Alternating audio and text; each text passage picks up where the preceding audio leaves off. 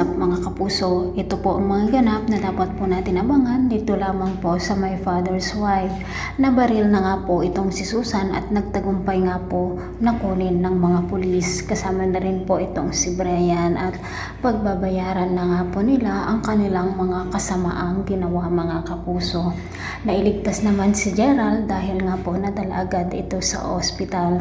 Samantala mga kapuso, muntik na ngang mahulog itong si JR na kasakasama ni Betsy, buti na lang at naibigay ni Betsy kay Gina ang bata at nakaligtas nga po ito. Ngunit si Betsy nga po ay dito na ang pagtatapos ng kanyang buhay, mga kapuso.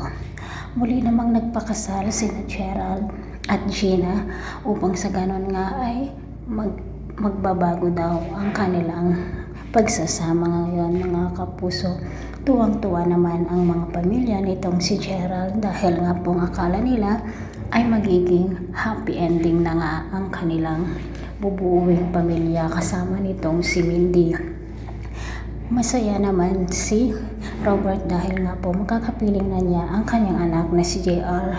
Ngunit may dumating naman na isang babae na kung saan ay ito na kaya ang magiging kapalit ni Betsy, ang magiging madrasta kaya ulit nitong si Gina at JR na ay pangalang Arizona. Hindi pa po nire-reveal ang mukha kaya hindi pa po natin alam kung sinong artista ito, mga kapuso. Samantala nasa kulungan naman itong si Susan at nag-aastang mayaman pa rin kung kaya't pinaparusahan nga po siya ng kasamahan niyang mga detainee doon, mga kapuso. Abangan po natin dahil mukhang may part 2 nga po ang My Father's Wife. Maraming salamat. Bye-bye.